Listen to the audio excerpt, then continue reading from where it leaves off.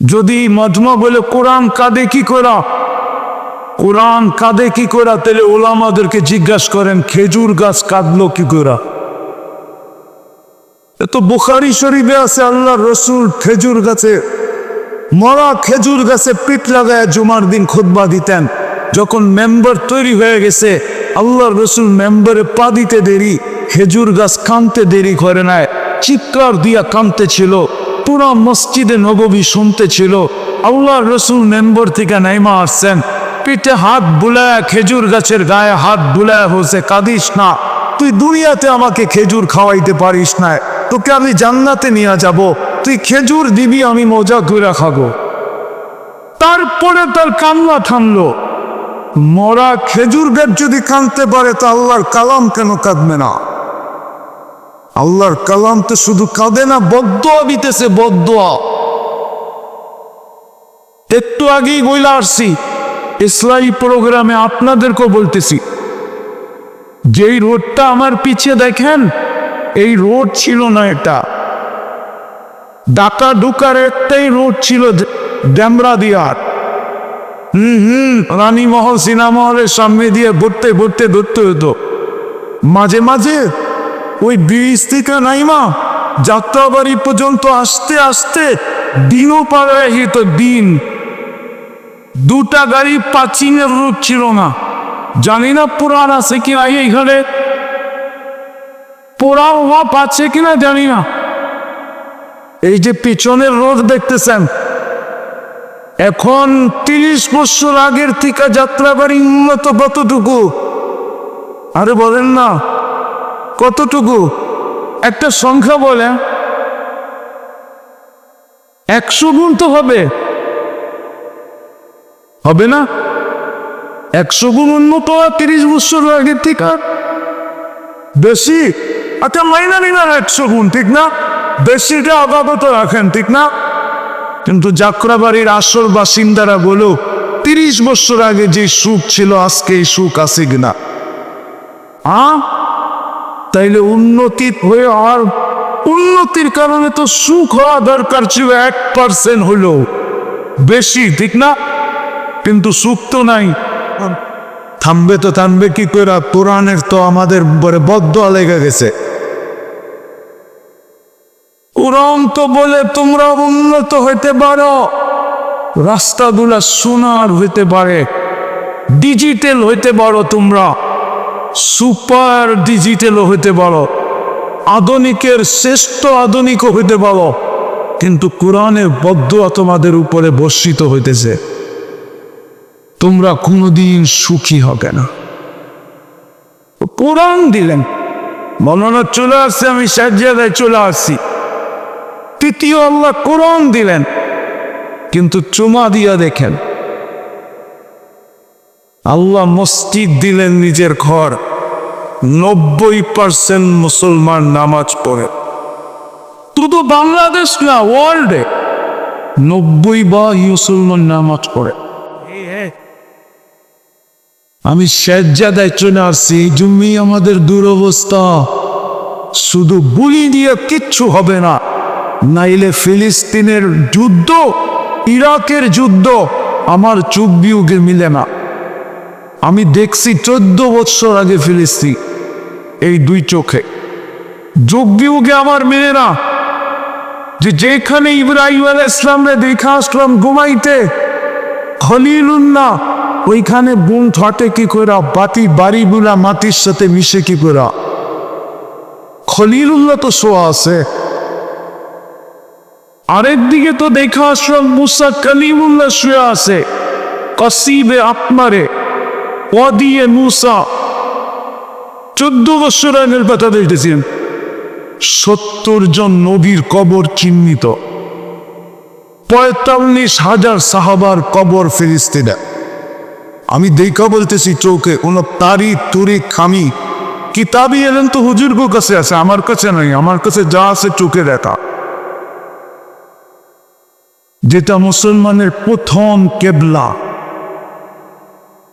মেরাজের মাস এটা, 28 তারিখে মেরাজের রাত্র হবে। মেরাজের রাত্র শরীরে 1.25 লক্ষ নবী উপস্থিত ছিলেন বাইতুল মুকাদ্দাসে, যাদের পায়ের পদচারণে মুখরিত ছিল দুজাহানের বাদশা মুহাম্মদুর রাসূলুল্লাহ। যেখানে পেদল রাখলেন আর ইমামতি করলেন, ওই মাটিতে বোম থাকে তো পাটে তিতরা। আপনি যুক্তি দিয়া দুজান আমাকে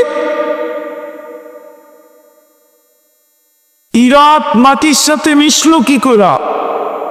যেখানে হানাফিদের ইমামে আসাম আবু হানিফা দুয়াইতেছে, মাজার বক্তওয়ালাদের পিরানে পীর আব্দুল কাদের জিলানী ঘুমাইতেছে, ওটা মাটির সাথে মিশে কি করে?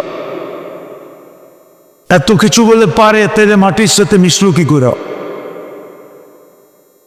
যেখানে শেরে খোদা ঘুমাইতেছে, শেরে খোদা আলিউল মুর্তদা, কলিজার টুকরা হোসাইন যেখানে ঘুমাইতেছে, 12,000 সাহাবায়ে কেরামের কবর যেখানে, দানিয়াল আলাইহিস সালামের মতো নবী যেখানে, আমাদের নবীকে আল্লাহ 20 নবীর 20টা গুণ দিছেন, তার ভিতরে হুব্বা দানিয়াল। দানিয়াল আলাইহিস সালামের উপাধি ছিল ইব্বুল্লাহ, আল্লাহর ভালোবাসা। এই গুণটাও আমাদের নবীজিকে দিছেন। ওটা মাটির সাথে মিশলো কি করা? শুধু এই কারণেই মিশতে যে আজকে আমাদের কাছে শুধু বুলি আছে, বুলি, মানুষ মানবতা নাই, মুসলমান ইসলামের রং নাই, উম্মতে মুহাম্মদী আদর্শ নাই, কোরআন আছে, জুমা নাই, মসজিদ আছে, নামাজ। যার কারণে আল্লাহ আমাদের উপর আজকে নারাজ হয়ে গেছে। নারাজ। আমি শেষ হাদিস দিয়া শেষ করতেছি। কাউকে বসায়া ওয়াজ শোনানো আমার স্বভাব না। আমি জানতাম না, কইলে আরো আমি ছেড়া দিতাম, কিন্তু কথা গুটায়া গুছানোর জন্য বলতেছি। আল্লাহ রসুল বলছে একদিন আসবে আমার উম্মত ইউহিব্বুনা খামসা ওয়া ইয়ানসাউনা খামসা, 5 জিনিসকে ভালোবাসবে, 5 জিনিসকে ভুলে যাবে। ইউহিব্বুনা দুনিয়া, দুনিয়াকে ভালোবাসবে, ওই ওয়া ইয়ানসাউনাল আখিরা, আখিরাতকে ভুলে যাবে। ইউহিব্বুনাল হায়াত, জীবিত থাকাকে ভালোবাসবে। ওয়া ইয়ানসাউনাল মাউত, মৌতকে ভুলে যাবে। ইউহিব্বুনাল কুসুর, বাড়িকে ভালোবাসবে। ইয়ানসাউনাল কুবুর, কবরকে ভুলে যাবে। ইউহিব্বুনাল মাল, খালি পাক্তি ভালোবাসবে। পাক্তি ডাকায়া শব্দ বুঝেন? পাক্তি ভালোবাসবে, এসব ভুলে যাবে। ইউহিব্বুনাল খালকা, সৃষ্টিকে সুস্তাকে ভুলে যাবে। ও ইউহিব্বুনাল খালিক, ইউহিব্বুনাল খালকা, সৃষ্টিকে ভালোবাসবে। ওয়া ইয়ানসাউনাল খালিক। আমি দেখলে তো যুবকদেরকে এটাই দেখি, 14 তারিখে শুধু ফুল দেয় না, হোটেলে বৈশা খাওয়ায়, ফুলও দেয়, হোটেলে বৈশা খাওয়ায়, পার্সেলও দেয়, আবার গিফটও দেয়। ডাক্তার যদি বলে দিত কলিজা বাইর করে দিলে তুই মরবি না, তাহলে মনে হয় ওরা বুনা তৈরিও দিত। অথচ যে আল্লাহ যৌবন দিল, সারা দিনে একবার ওই আল্লাহকে মনের চিকা ডাকে না আল্লাহ বলা। এই জন্য তো আমি কাঁদতেছি।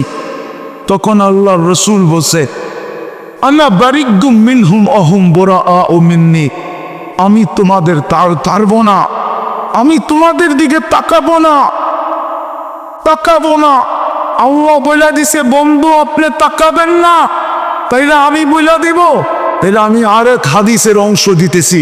আল্লাহ তখন চিৎকার দিয়া বলবে মুতু বিআইয়ি আউদিয়াতিন আনতা মুতু, যেইখানে মনে চায় ওইখানে যায় মরো। ফালা ইউবারি বিকুমুল্লাহু বালা, আল্লাহ আমি তোমাদের খবরই দিব না। এখানে বোম ফাটে।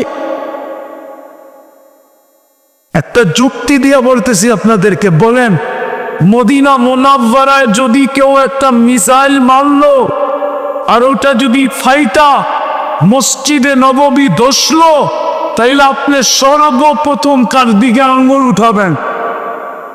মুসলমান হিসাবে হাতে মুসলিম, বলেন কার দু করে আঙ্গুল উঠাবেন? কার উপরে? আপনি তো চিৎকার দিয়ে বলতেন আল্লাহ এটা কি করলেন, মাহবুব তো শোয়া, কিভাবে আপনি পড়তে দিলেন মিসাইকে, আবার কিভাবে মসজিদে নববী কোনা দোষা গেল? আপনি করলেন তো করলেন কি এটা? ডাইরেক্ট কি আপনি আঙ্গুল আল্লাহর দিকে উঠাবেন না?